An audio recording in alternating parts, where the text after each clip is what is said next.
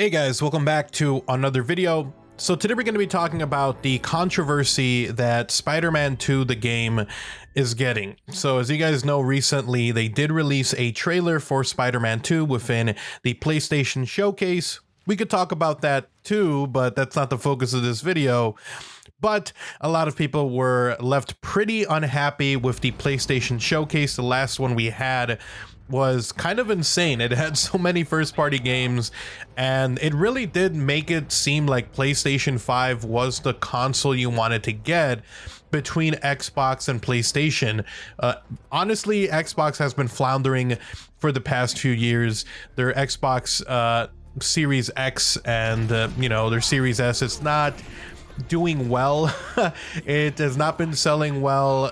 Even Microsoft is admitting that they're having a hard time pretty much keeping up with PlayStation. And so with the last one, the last PlayStation Showcase, a lot of people were very excited. They got some really cool stuff. So the bar was set kind of high for this newest PlayStation Showcase, and it was kind of a disappointment. A lot of people were kind of unhappy with the games that were released because the vast majority of them were multi-platform games that are going to be coming out also on Xbox. And so they didn't really showcase PlayStation's future, mostly games that are on both consoles. Even Xbox trolled them by putting out a picture of all the games that are also coming out on Xbox that were showed at the showcase. And so a lot of people were kind of left with an empty feeling at the end of that showcase. It was a good showcase, but it wasn't what you would expect from a PlayStation Showcase that's supposed to be this super big deal, years between them, and they're trying to show the future of the console, and they show off the PlayStation Wii U. That was it was kind of hilarious, if I'm being honest with you guys. But one of the controversies coming out of that PlayStation Showcase was Spider-Man 2. So a lot of people have been very excited for Spider-Man 2, the direct sequel to the original Spider-Man game that was then later remastered in combination with Spider-Man Miles Morales, which was another open world Spider-Man game. Those games did great. The reviews were awesome. I played through both of those games and they were amazing. I had a really fun time. And so I am expecting PlayStation 5 to have a really fun Spider-Man 2 game. It looks like it's going to have a lot more boroughs and areas to explore, not just the immediate city. So there's more to see and do, which to me is pretty freaking awesome.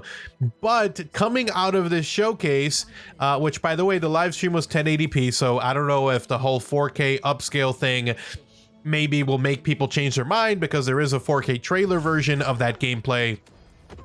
But people were not happy with the graphics. And we're going to talk about that here very quickly. Now, I'm not the person who cares mostly about graphics. I want something that looks beautiful.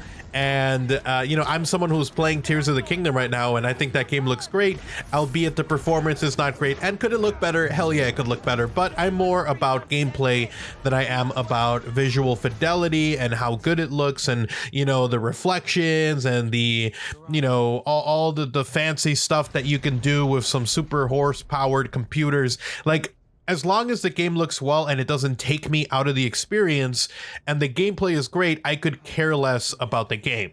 But a lot of people were not happy, and we'll talk about that. But first, let's go ahead and talk about the expectations. So people were expecting Spider-Man 2 to have a really big graphical upgrade from the remastered and from Miles Morales, and I'll tell you guys why. Mostly because those other games had to also be made for the PlayStation 4.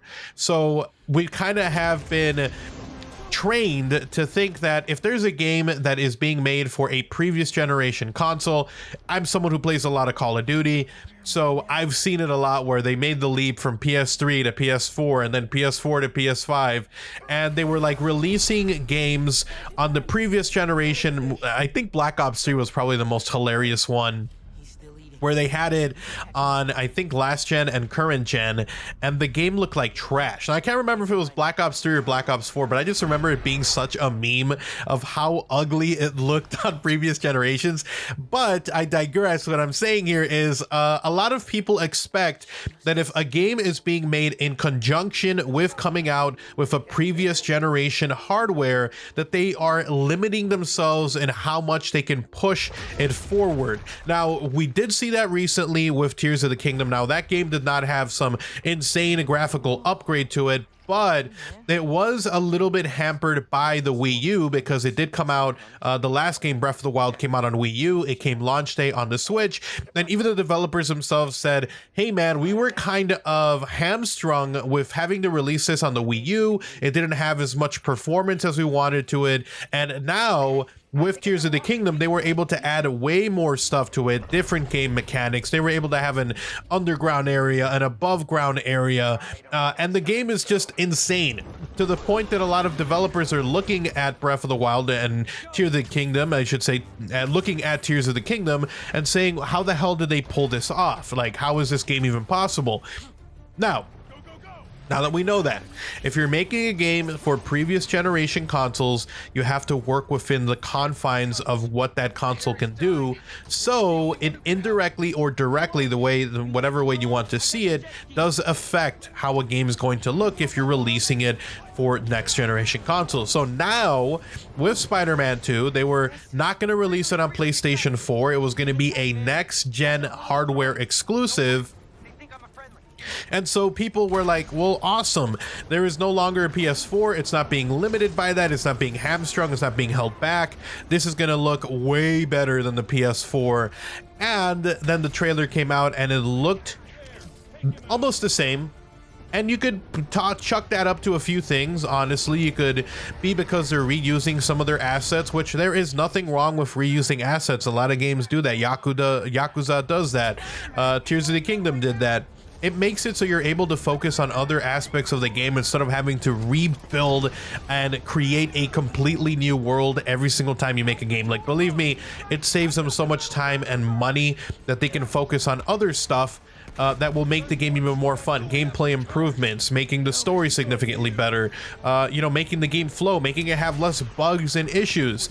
There, in my opinion, is nothing wrong with reusing a game's asset, the same world, as long as you don't do it like every single year for like 5 years. If you're doing like a trilogy of games or whatever, it's fine. If you're adding a little bit more on top, that's awesome. If you're making the game more refined, to me, I don't care. But for a lot of people, they were upset. And I think the thing that I saw most people talking about was like, look at the water doesn't even look good, his suit doesn't even look wet.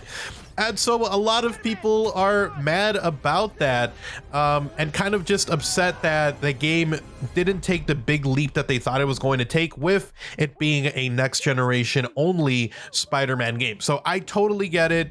I think a lot of us were maybe expecting some huge upgrade because it wasn't on last gen, but a lot of these consoles, like the iteration of jump from PS4 to PS5 is not as steep as it was from PS3 to PS4.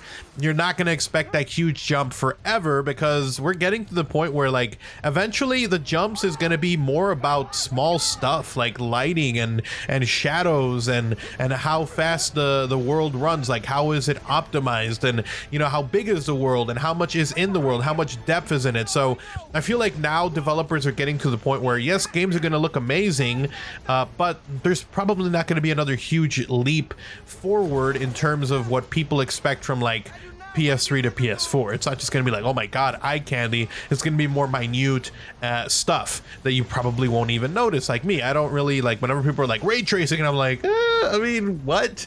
I don't really care, especially if it affects my performance of my console games.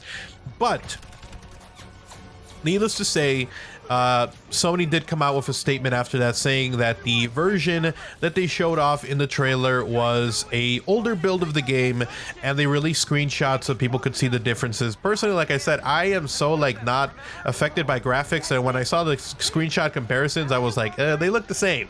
But that's just me. So let me know what you guys think. That is the controversy. Are you a part of the Spider-Man Watergate scandal? I don't know. Personally, I'm excited for this game because I really enjoyed the last few games. they killed it, honestly. Like when you go from the old Spider-Man open world games, semi-open world, I'm just gonna go linear, those linear Spider-Man games, to the ones that they released, Spider-Man the remastered and then Miles Morales, it was insane. I had so much fun. I appreciate what they did with that leap forward in tech and the game and the story. So I am going to be playing Spider-Man 2 a lot. And I am going to be one of those people that doesn't care about the graphics. So I hope a lot of people can look past it and just kind of accept that it is what it is. Let me know what you guys think in the comment section below. But it's kind of a hilarious controversy. The people are like, the water, it's not looking as good. And it doesn't even look like his suit is wet. Like, I get it. Some people, to them, that is the thing that takes them out of the experience. But for the vast majority, I feel of people, they're just going to have fun with the game. And so that's my thoughts, and that's the controversy.